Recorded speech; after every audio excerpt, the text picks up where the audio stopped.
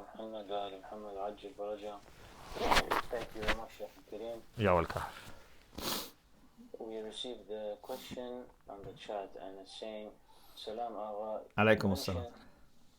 You mentioned all the names of the Khalifs during Imam Baqir's period, alayhi salam. Yes. And also we know the process of selection for the first to the fourth Khalifs very well. What was the selection process and how did they come into power, meaning the ones after, during the time of Imam Baqir? For example, the ones during the time of Imam Baqir, alayhi salam. Thank you. Obviously, they were all Umayyads.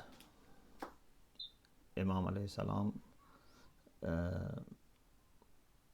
was living during the Umayyad dynasty. So they were all Umayyads. Sometimes son, sometimes brother, but they all were Umayyads. But there was no consistent pattern. Sometimes, in the case of like Muawiyah, he himself planned for Yazid, his son, to become the Khalifa. Sometimes even there was bloodshed. A Khalifa maybe was killing another Khalifa to become himself, Khalifa. Sometimes there were, internal or family politics who would be gaining the support of the influential figures in the family.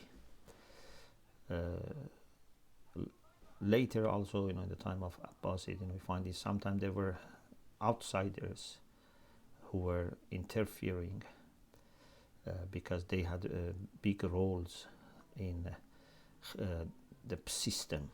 Sometimes people even who were considered as foreigners, who were not Arabs and had power little by little. Their bureaucratic power was so high that they could influence the caliph. They could even decide who would be the next caliph. So there are different things. There is no consistent pattern to say that, for example, it was always by appointment or always by a council or by, for example, decision of ulama or ahlul hall wal aqd. There was no single pattern. Thank you very much, Shaykhna. You're welcome. We also got another question and it is as follows. Assalamu alaikum, Shaykhna. Alaykum assalam wa rahmatullah. My question regarding generosity. Yes. If someone, a close relative, asks for money and they waste it, is it wrong not to give them?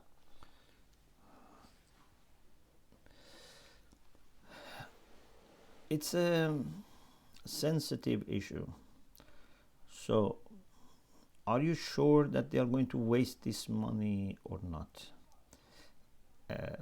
Maybe sometimes, for example, in the past, this person was not careful, but now he's going to be careful. Or maybe you can supervise, or you can, suggest ways that this money will not be wasted. For example, someone says, I want to start a job.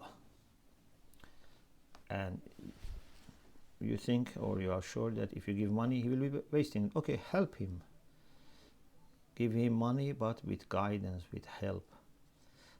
Not in the sense that person feels offended, that, you treat him like a child, but in the sense that, let me help you, I have experience and we can, work together and things like this. So, if you are 100% sure that this is going to be wasted, maybe then you don't need to give the money, unless that person has a special right over you. For example, if my father asks me for money and I know he's going to waste it, but if he asks me to give money, I don't have maybe right to not to give him anything. At least I have to give him something. At least I have to, find a way not to be disobeying him, but also not to waste money. But if it is a cousin or someone who has no right of obedience, then it's easier. You find a way to please Allah subhanahu wa ta'ala and observe the kinship and not wasting the money. As I said, maybe you offer a solution, maybe you help that person in a supervised way. Maybe you say, for example, he said, I want this. So say, okay, you buy and send me the invoice, for example, instead of giving him the cash. And in the end of the day, if you are sure that you should not give that person money, make niyyah that if I don't give him money, I spend this money for a good cause, for a charitable cause, so that your nafs would not play tricks with you. If your nafs knows that if you are not going to give to this person, you are giving to spend on good causes, then at least the pressure of nafs and love of nafs for money can be controlled. It's a general answer, you know, it needs case-to-case study. Yeah. Thank you, Sheikh. You're welcome. I have also received a question. Allah. On the day of judgment, we will be judged by how much we fulfill our potential. Did we become the best we can be? Can you elaborate on this, please? Is it more than following the rules? Is it following your calling? For example, the desire to teach or to heal as doctors do? So every person has his or her own unique way of being assessed and judged. So Allah would not treat us and expect from us the same way.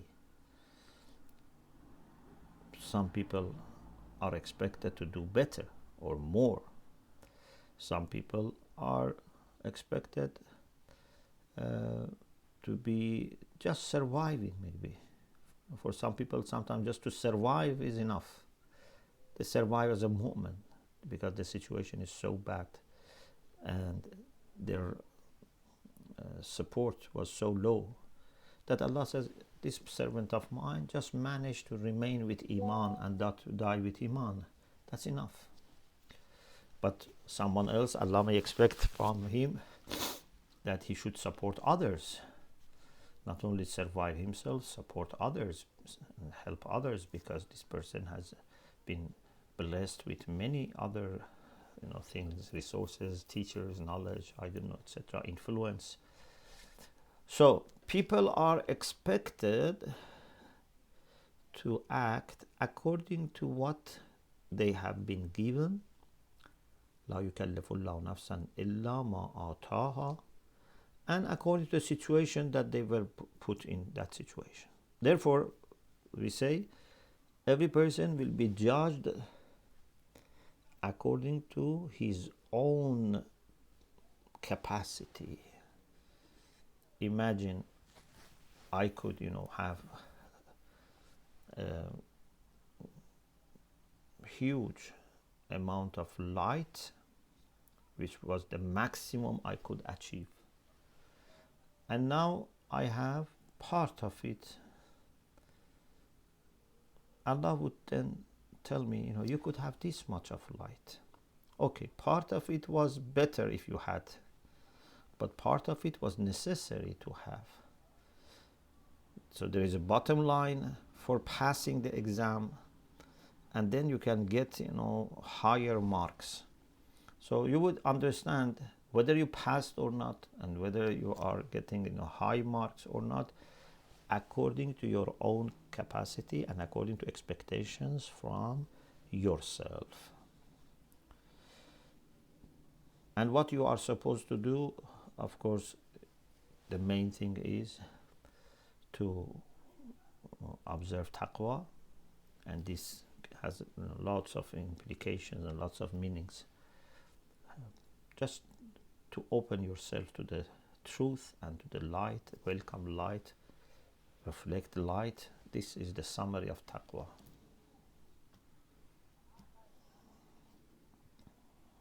Thank you, Sheikh Al-Kareem, May Allah bless you. for answering all these questions today. Alhamdulillah. Alhamdulillah. Inshallah, we start with greetings, inshallah. Yes.